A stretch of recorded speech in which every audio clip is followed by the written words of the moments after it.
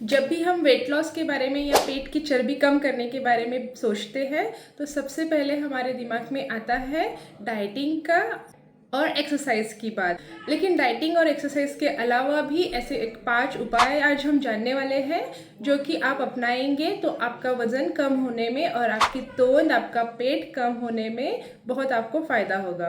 बढ़ा हुआ पेट बहुत ही ज़्यादा हानिकारक होता है। पेट की जो चर्बी होती है, पेट का जो फैट होता है वो विसरल फैट, लूज फैट होता है जो कि आपके शरीर में कहीं पे भी जा सकता है। और वो लूज फैट अगर आपके खून में चला गया, आपके वेन्स में, आपकी नसों में जमा हो गया तो आपको हार्ट अटैक से लेकर ब्रेन डैमेज और पैरालिसिस तक भी हो सकता है। इसलिए अगर किसी का पेट बड़ा हुआ है तो उन्होंने स्पेशल ध्यान रखना चाहिए कि उनका पेट जल्दी से जल्द कम करने के लिए ट्राई करना चाहिए।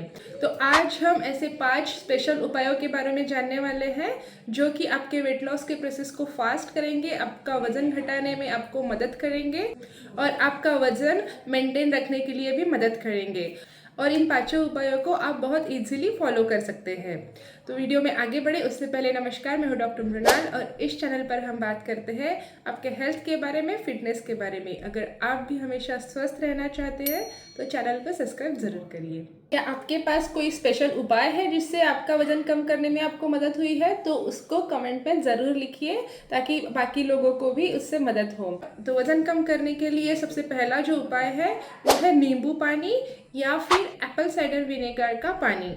एप्पल साइडर विनेगर और नींबू में दोनों में एसिड होता है, तो इसलिए जब भी आप एप्पल साइडर विनेगर का पानी अगर रोज़ सुबह पीते हैं या फिर नींबू पानी सुबह उठते ही रोज़ अगर आप पीते हैं तो स्टडीज़ में ये पाया गया है कि ये पानी पीने से आपके शुगर स्पाइक्स नहीं बढ़ते, दिन भर आपका शुगर लेवल मेंटेन रहता है। तो अगर आपका दिन भर शुगर लेवल मेंटेन रहेगा, अगर आपके खून में शुगर के स्पाइक्स नहीं आएंगे तो उससे आपका वज़न कम होने में मदद होती है। इसके साथ ही नींबू पानी और एप्पल साइडर विनेगर का पानी आपका मेटाबॉलिज्म बढ़ाने में मदद करता है और जिससे कि आपका वज़न घटने में और मदद होती है। उसके बाद दूसरे नंबर पर आता है सैलड, हरे पत्तीदार सब्जियां। इन सब से अगर आप आपके खाने की शुरुआत करते हैं तो आपका शुगर स्पाइक लेवल बढ़ता नहीं है, आपका शुगर स्पाइक लेवल मेंटेन रहता है। उसके बाद उसका दूसरा फायदा ये है कि उससे उसको पहले खाने से, सैलड को, हरे सब्जियों को, फाइबरस फूड को पहले खाने से आपका पेट भरा भरा सा लगने लगता है और आपको खाना कम जाता है, खाने की क्वांटिटी कम जाती है। तो इवेंचुअली आपकी कैलोरीज कम जाते हैं आपके शरीर में और वो फिर आपको वेट लॉस में मदद करता है। सैलड में, पत्तेदार सब्जियों में फाइबर भी बहुत ज़्यादा मात्रा में होता है, तो फाइबर से भी आपका वज़न कम होने में मदद होती है।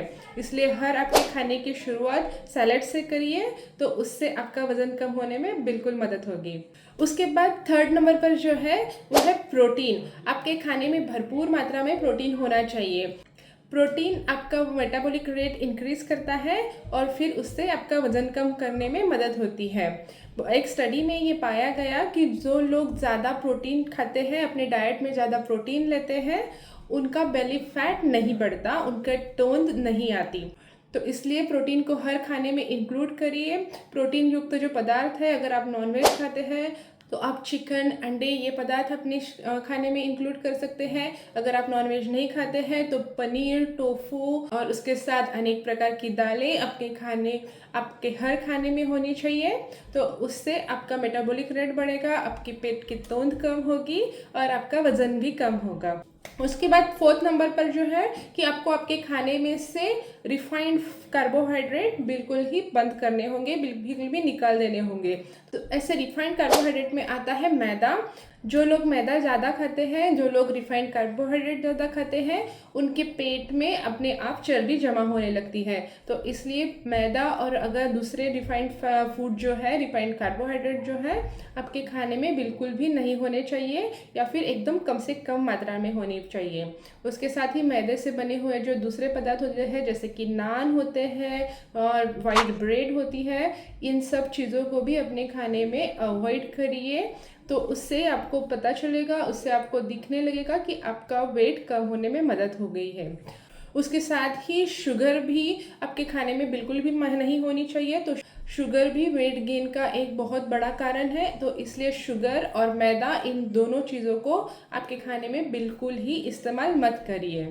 नेक्स्ट 5वें नंबर पर जो महत्वपूर्ण उपाय है वो है नींद। 7 से 8 घंटे की नींद पूरी लेना ये बहुत ही इम्पोर्टेंट है आपके पूरे शरीर के लिए, आपके दिमाग के लिए, आपके मूड के लिए। उसके साथ ही अगर आप नींद अच्छे से नहीं लेते हैं तो आपका वज़न को भी ये अफेक्ट करती है।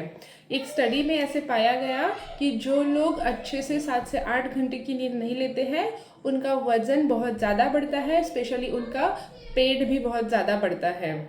पेट बढ़ने का एक महत्वपूर्ण एक बहुत इम्पोर्टेंट रीज़न होता है, स्पेशली एडल्ट लोगों में जो 40 के ऊपर के जो मेल हैं और फीमेल्स हैं उनकी अगर तोन निकली हुई है तो उनका पेट बढ़ने का मेन जो रीज़न होता है वो होता है स्ट्रेस।